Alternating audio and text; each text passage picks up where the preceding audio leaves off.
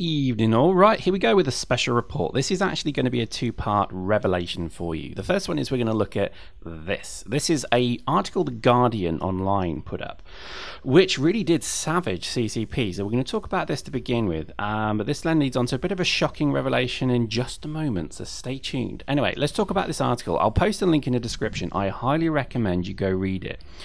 This is to do with the demise of World of Darkness, and in essence, I mean, I'll let you read it, but in essence, this showed very bad upper management's, I guess, decisions and skills being made within CCP. It talked of poor development, so, you know, it's worth a read, because I think sometimes, you know, CCP do try to differentiate themselves by being, quote, a prodigy. And this obviously was from an insider who obviously wasn't happy they got made redundant, so they've obviously done a kiss and tell story. The highlights are there. I mean, it talks of developing functions and features just to be different that actually did not create a core mechanical game that worked. There was endless failures in middle and upper management. I mean, it looks like, if you read it, there's a real lovely bit in there about MBA style management, where people are using buzzwords and things like that, when really, you know, that shows poor management if you need to use buzzwords. It generally shows CCP in a very bad light. It's worth a read because hubris and ego appear to have been rife at CCP. And I think this article kind of lines us up for obviously what's going on at the moment, because, you know, there has been significant job cuts going on. I think, I mean, I'd have to do a percentage of it but at some point, but effectively a considerable number of people have now left CCP. And that's what we're now leading on to. So worth a read, go and have a read of it. But unfortunately, there's another article that you probably want to have a look at, which is, I think, printed on the 5th. So that was only 3 days ago, which is another 50 employees have just been got rid of. And now Stephanie Almighty linked me this because he actually saw it in Icelandic first, which was fascinating. But, you know, effectively the summary was no development roles cut, which is, again, a very weak statement. CCP are terrified of the wide stream media because they don't want to look as if they're failing, so they're just saying this is all their support function, etc. But what is worth reporting is this has now impacted other games. Now in the document, in the statement rather, it says the development teams of EVE Online and Dust have not been affected. However, I can now confirm that's not true. Well, the development teams haven't, but the support function has. And what's happened is unfortunately CCP Saberwing has gone. He has been removed. Now, I'm not happy about this because, and we'll go into why, but let me just explain why the community managers in general were absolutely needed. The community managers are essential for comms. For the game to function, you need to have, you know, orderly conveyance of comms. This is how comms work in a blue chip. Admittedly, this is a blue chip, so I'm citing CCP because this is obviously how it's not working. You have an executive level group. This is Hilmar, David Reed, who's the CMO, and others, but this is effectively the top group of people. And then what they have below them, in essence, is a middle management. This is your executive producers, senior producers, and so on. This is, for our example, this is CCP Rouge. It used to be Soundwave, for example, before he left to go other places. But this is obviously then that, I guess, middle management is a very wrong term to use against them, but that is effectively what they do. They own the middle piece between executive and operations. Talking of operations, we then have, in an example like this could be any example for any business, but development, QA, design, network, marketing, support, etc., HR, things like that.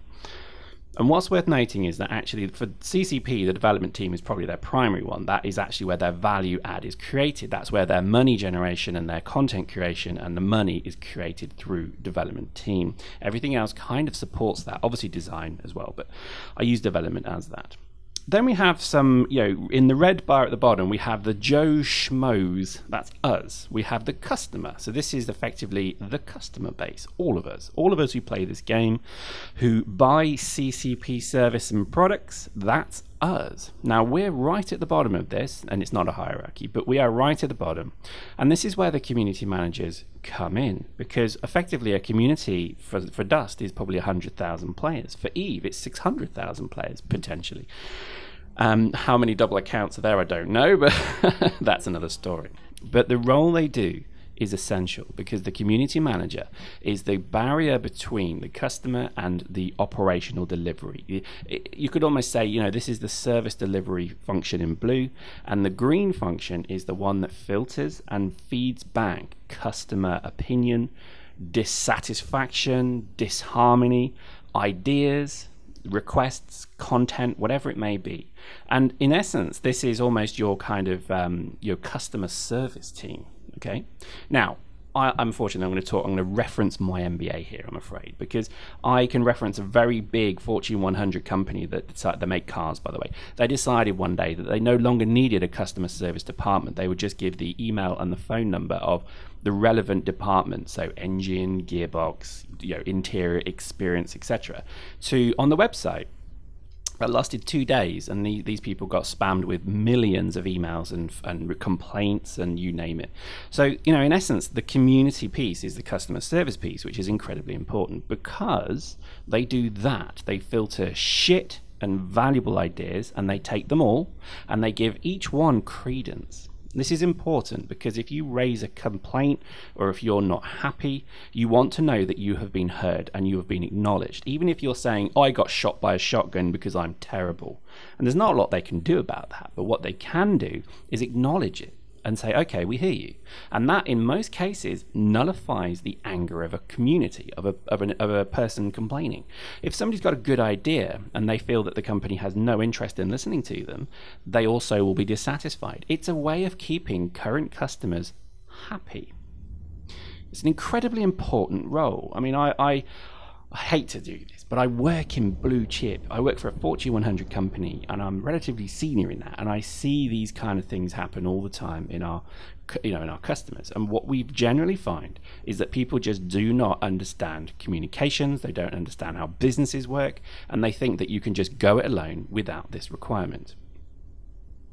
Now, what the community team effectively do is they take all of the stuff coming in and they filter the really good things, maybe the things that need attention, the problems, anything what it could be, and they filter it to the relevant party. So in essence, we, the customer, do not need to go to 5 different departments or 20 different departments. We can just raise our concern and say, look, this is something I think is of note. Okay, now this goes the other way. So if you turn those arrows around the other way, it actually comes the other way. So instead of the QA team talking directly to us and then the development team talking directly to us, those teams likely don't talk, because in all business, most departments don't like to talk to each other that much because they're the enemy. So having a community manager accept that message from one in or out of the business, they can then ensure that the message is coherent and relevant. And I think this is obviously shows why they are incredibly important. So if all of a sudden we lose those community managers, which has just happened with Dust, then effectively you are just directly sending shit and value into the business, and it's going to get lost. The CPM 0 had this for many months and nobody was listening to them. They didn't have much response. They had nobody in CCP really handling them. Now they no longer have that again. So in essence, they're, CCP are basically, dispensing the CPM. They're not really showing it's important. They're not showing its value. So by having the removal of the community managers, even if they've still got 2, even if they got 1, it doesn't matter. By removing them, they're sending a message to the customers, that's us, that basically we don't care what you think, we don't care what you want to tell us, we don't care what your opinions are, just keep paying and fuck off. And that's the problem. So again, that's an extreme way of looking at it, but I think this is a time of extremes, and I think quite frankly CCP are not particularly maybe having a good time is the nice way to put this. And I think just by this diagram alone, I think hopefully that's shown you the actual value of a community manager, because the further away you are from the customer, so look at that top box, the CCP executive. Do you honestly think Hilmar or David Reed know anything about the games that you play and how you play them? Do you think they get how you enjoy Dust? Or do you think they get how much you're looking for Legion? Do you think that they actually understand a fucking thing about what your concerns and challenges and trials are with Dust? The answer is no, because quite frankly, they don't care, and nor should they. But when they get further and further away from the customer, it's very difficult to see how on earth this game and this game's company is credible for much longer. These are difficult words. These could end in my resulting in a ban. Who knows? But at the end of the day, you know, I think sometimes you have to kind of say, look, this is shit.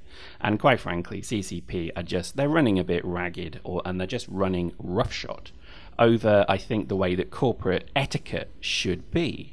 When you set up a team, if you get that team to go to another country, then you're responsible for that team. If you suddenly make that team, if you downsize that team, you can't just say, right, thanks, sorry, but here you go. And I think while they're saying packages and help and being, you know, given, I think the reality is it's not going to be terribly helpful. It shows a betrayal. Whenever I've had global teams who have had to move from one country to another, and then that team's had to, you know, unfortunately downsize, you look after them. That's your responsibility as an employer.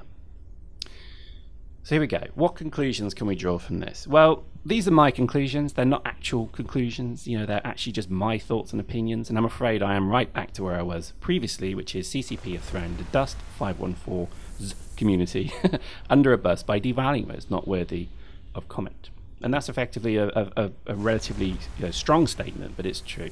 What they have done is by saying, right, you don't need a community manager anymore because Dust is going. And I think that's a very short-sighted view. I think, quite frankly, they're just once again showing that they don't give a fuck if all Dust players never transition across.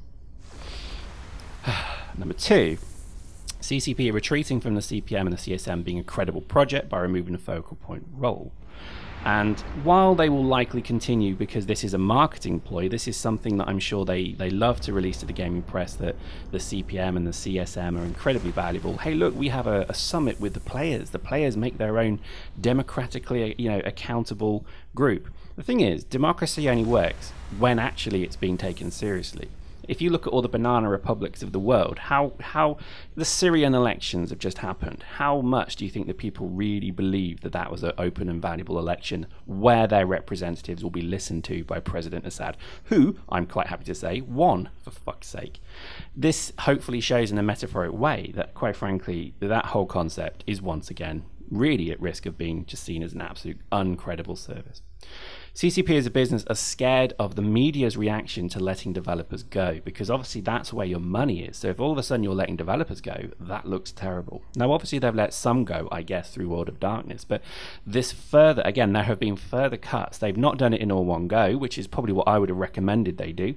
But hey, what do I know? They've done it over time. So in essence, they've created a media story every time they've done it. If they'd have just taken the hard hit right at the front and said, bang, that's it, we can no longer support this, that's the way it's going to be, I think they'd have had a lot more credibility than just drip feeding the redundancies over time. And I think, you know, to be honest, I see this done all the time, and I see it done by the biggest companies in the world, and I see it done properly.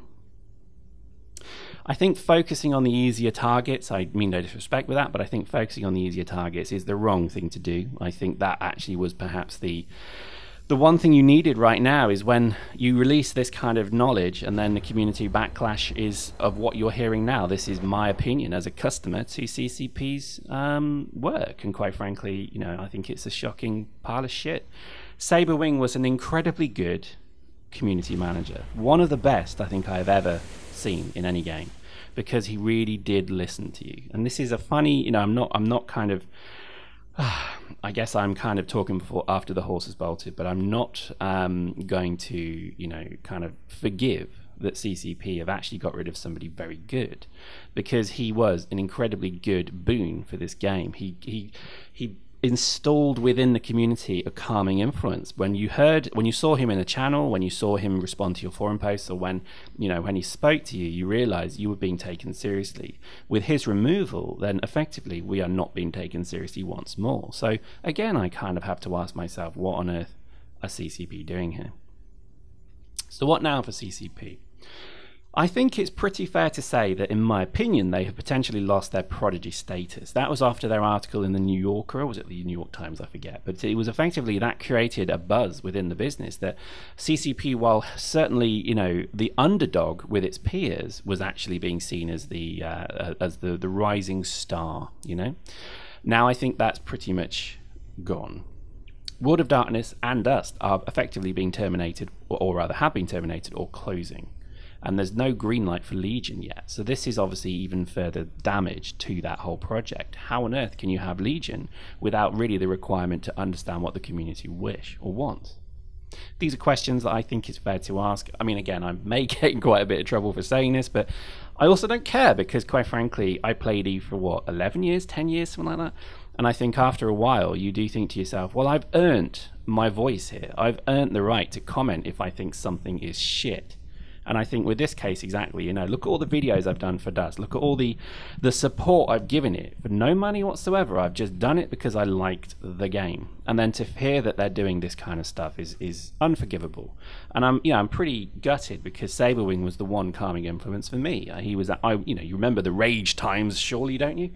Well, we're going to go back to them, because quite frankly, I'm very disappointed with how this has gone down. Is this business in its sunset period? Is it simply cashing in on its last remaining cash creation asset, which is EVE, in prep for a management buyout? Well, I've been here for many years. I've seen this happen. I've been involved with many mergers and acquisitions in my time, and quite frankly, I think this is going to happen. I think CCP is asset stripping to create a more valuable looking business so they can increase their share price when they float, or they could just quite frankly agree an under the table deal to sell the business or the IP. I think this is potentially likely. I don't know, but I think, you know, from what they're doing at the moment with their kind of, I guess, they're not growing anymore. What they've effectively done with these changes is they've now looked to streamline. So they've gone from, you know, it's always a toggle switch. What are you trying to do? Grow. So therefore you invest. Right, we're not trying to grow anymore. We're going to streamline and look more profitable. You flick the switch, and then you remove people that obviously aren't beneficial to that. So there we go. This, I think, is wrong. I think everything about this feels wrong. I think, once again, the community isn't important to CCP. I feel that, you know, they have an addicted group of people who play EVE, who quite frankly, and Dust to a degree, who will just keep playing it regardless. And I think this is really unforgivable in my mind. And I think also what's slightly unforgivable is that, you know, quite frankly, other channels have been given this information, and then CPM members have actually told them not to release it. I think that's unforgivable as well. I think, again, it does show, where does your loyalty lie? Are you loyal to the game and the IP, or are you loyal to CCP? And I think there is a subtle difference there, and I think, quite frankly, we may discuss that next time. But there we go. I hope you enjoyed that. I mean, not exactly that much to enjoy. I really want to thank Saberwing for everything he did for this game, and I really hope that we hear from him continually. I hope he gets, you know, something else and does well, because he's a really decent guy. And I think CCP really need to take a hard look at what they're doing here, because frankly, they're just once again saying their community is secondary important to other things. There we go. Hope you enjoyed that. Let's hope I don't get banned.